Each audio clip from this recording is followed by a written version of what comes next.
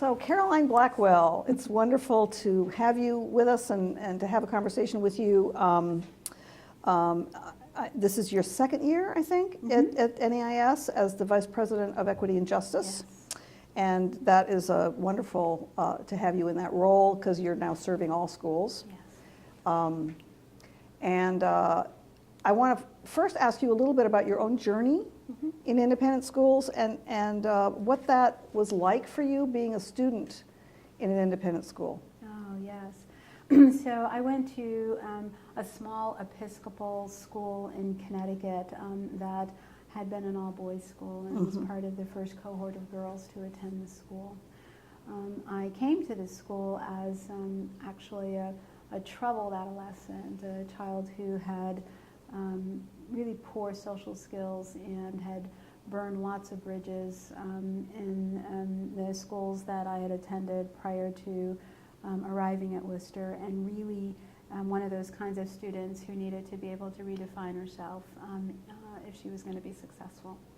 And Worcester was an amazing place, a loving community, an incredibly supportive community, and frankly a quite racially and ethnically diverse community for those times.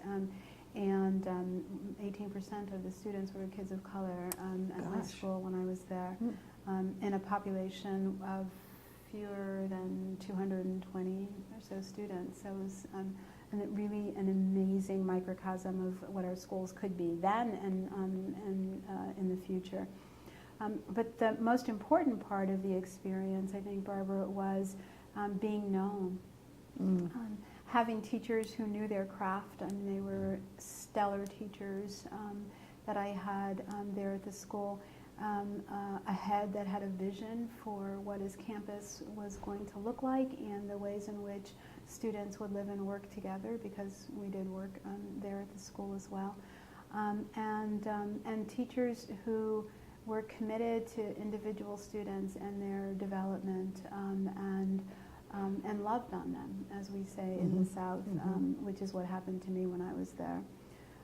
I can remember just a sort of really formative experience where the head of school, I used to go and sit in his office and just, during study hall time or things, just to kind of hang out with him. And on his 65th birthday, he gave me a New Testament that was inscribed, "Caroline, happy my birthday to you."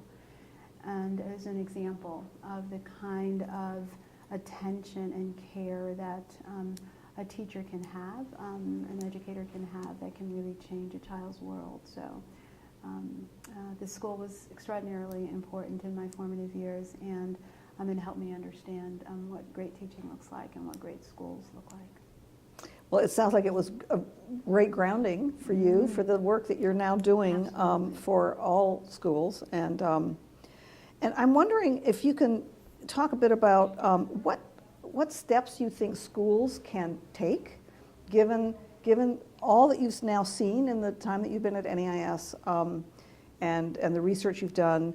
What are some steps that schools could actually take to make themselves more equitable and more accessible? Yeah, so we do a lot of thinking about that, and I've done a lot of thinking about it since I've been there, and actually even before that. I think that there are a couple of things that we really need to do. All forms of cultural competency starts with self-knowledge and self-awareness, and so to apply that to an institutional setting is important, and schools need to understand where they are right now. So I would recommend that all schools, whether they've done it before or they've never done it, is to conduct the AIM self-assessment and benchmark their progress along whatever goals of multiculturalism that they may have, or diversity and inclusion, so that they have a real picture of where they are, and they've got some hard and fast data that they can use to begin to think about where they might want to go or changes that they would need to go. I think schools, our schools particularly, need to recognize that we're going to school, being in school in a world, right? We're being and existing in a world and a nation that's very different from the images that we may have had, that we may still carry with us because of what we look like as an institution. And so being aware of that and preparing our students well is really important. The second thing that I would say is that schools need to look at their mission and ask themselves whether or not they are living their mission through their curriculum.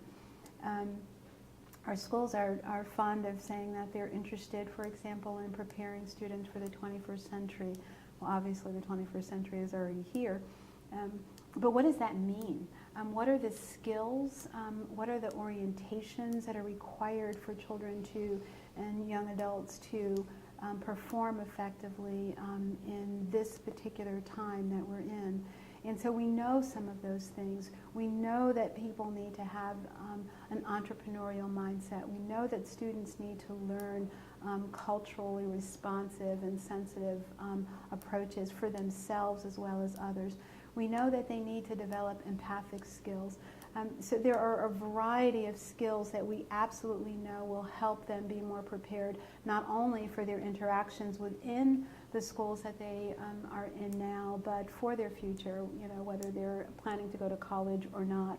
And so if our schools do their jobs well, then they live that mission in ways that, their missions in ways that they can actually assess, right, and provide some feedback for students about how well they're doing or how well the school itself is doing in these particular areas. So what do you think the risks might be if they don't live the mission that they've set for themselves? Is one way to look at it. And one is, another way to look at it is, what mistakes do you see schools making? I mean, you've been in a lot of schools now. What do you think schools are messing up on? I think myopia is a risk. I think hope that things are going to stay the same is a risk. Change is inevitable. Change is actually necessary and inevitable. So the idea that things, that we can sort of hold our breath and wish that we're not going to be affected in some way by the changes that are happening in our nation and our world would be a mistake if a school took that approach. I think that that schools need to see their value beyond a traditional independent school market. Independent schools have great possibility for changing the educational landscape in our country. We can do things, our independence allows us to educate in ways that are innovative and creative and that speak to parent needs and interest. And so this is an opportunity for us.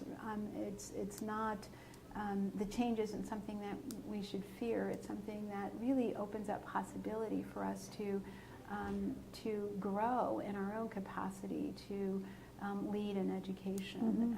So those are some of the things that I think about.